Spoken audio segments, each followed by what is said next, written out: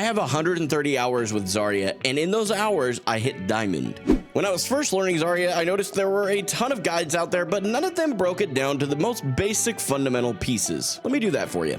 We're going to start with some basic do's and don'ts. The very first thing we're going to start with is the do, the things you should do in order to succeed with Zarya. Do immense amounts of damage. This is going to be your secret to the fact that you don't really have actual shields. I mean, obviously, we understand that you have bubbles and you can put them on your allies, but look at that. If you time it wrong, it doesn't matter. Also, you really need to be using these less like a shield and more like an ability to get the charge out. The next thing you're going to want to do is constantly consider your positioning and whether you are in the very best position you can be. And even before the jump perk, which we'll get to later, you could reposition yourself as Zarya, and I don't see a lot of Zaryas doing this right-click jump that gives you a little bit more verticality and horizontal carrying, so you can kind of like get over to this bot, for instance, and land on his head for funsies.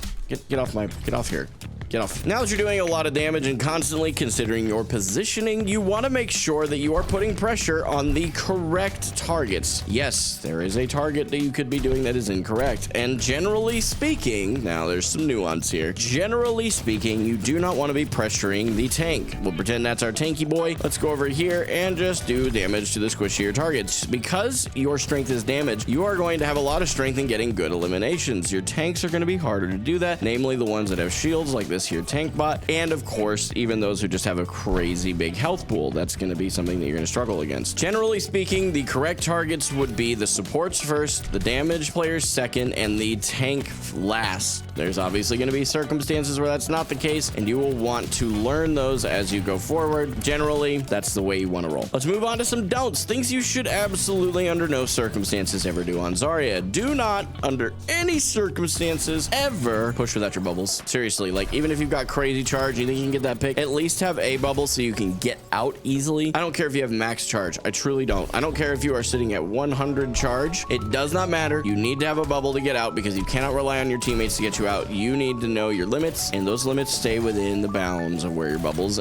begin and end. Do not under any circumstances bubble your teammates unless they will die without it. Like, see this? Look at the difference. They died with it anyway. This guy didn't die. Well, now he did, but he didn't die originally because I waited perfect timing to make sure that he wouldn't have died. Now we're gonna go ahead and bubble this guy. See, now he would have died without that. This guy's going to die because he doesn't have one. That is what it is. Don't bubble your teammates because you cannot guarantee you're gonna get charge from them. If you are constantly sitting low charge and you're bubbling yourself primarily, you know that you are the problem. If you are low charge but you're constantly bubbling your teammates, it may actually be partially because of them you have low charge. The final thing I will recommend strongly against doing is swapping because they swap one counter. You need to learn to play into your counters. It's a hot take of mine, but apparently it's pretty valid by a lot of people's standards. You want to learn how to play into your counters because that is actually how you play the best skilled version of this game. If you get hard counter swapped, 3 or 4 people play your counters and you still win that, you were objectively the better player.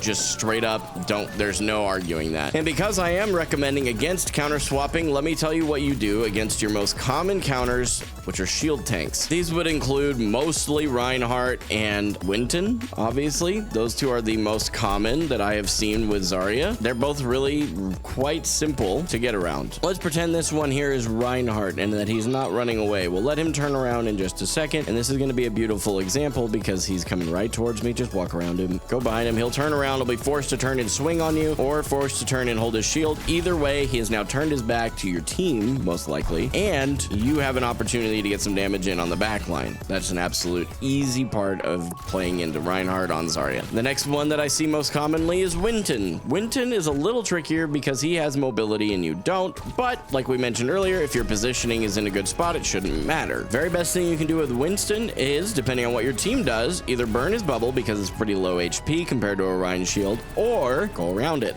Again, seeing the theme here. Ramatra and Sigma, I am ironically going to put in the exact same place. They both have shields. However, neither of their shields are easily moved. It doesn't happen quickly. Ramatra places his shield down and that's it. Sigma places his shield, and then if he even tries to replace it, he has to remove it, pull it back to himself, and then at that point, he's got at least a second or two cooldown. I forget what the replacement is on that off the top of my head, but he's got some time before he's going to get the chance to place that down again, so you have an opportunity to, guess what, go around. Let's move on to cooldown uses. You want to primarily use your cooldowns to benefit yourself. This is true of all heroes, by the way. This is not just a Zarya specific thing. This is just a general tip for the game that you could definitely adopt with legit any role. It does not matter. You want to use your cooldowns to benefit you, unless you are in some weird situation where you have a crazy good stack that you know you can rely on, and you can use your cooldowns to benefit them in that case. So to that end, use self bubble much more than you would use your projected bubble so that you can guarantee the charge. We've talked about that a little bit throughout this guide so far. We also talked about this. This is a big one. Use your right clicks more often. That's just in general, not just to get to the high grounds like we can do here. Not even to mention the perk we're going to talk about in just a moment. Although, as you probably noticed, it's probably important to mention, I am very low HP right now because you do take damage when you right click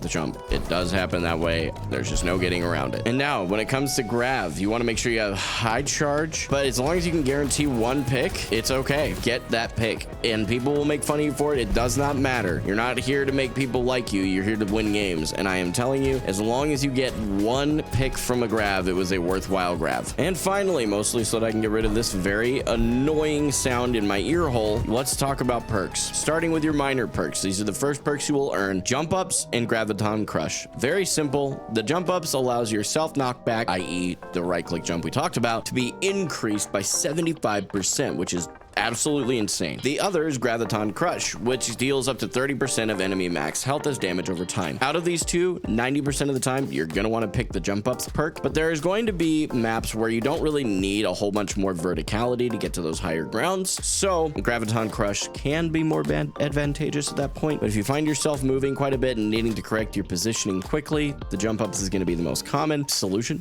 for lack of a better term. And now we'll move on to your major perk, which is one you earn later. You're going to start with your energy lance on the left, which is particle cannon's beam pierces enemies while over 50 energy, meaning, just like it sounds, if you have over 50 energy, I no longer just hit the target that's right in front of my crosshair, I hit the ones that are behind them too. It continues to go through them and pierces. It's absolutely amazing. The other is Spotter. Protected barrier, which is the barrier on other people, activates ally health regeneration and increases their movement speed by 15%. Literally never choose Spotter unless you are in a call or can guarantee that your projected barrier is going to get value almost every single time from this. Otherwise, it is much better to take the energy lance and do the additional damage consistently. While I don't one-trick Zarya anymore, and consequently, because I've added more to my hero pool, I have fallen from diamond and into upper platinum, these tips and tricks are still very relevant. And incidentally, recently in this video right here, I actually built a similar guide with a similar premise for Baptiste, and you should definitely check that video out next.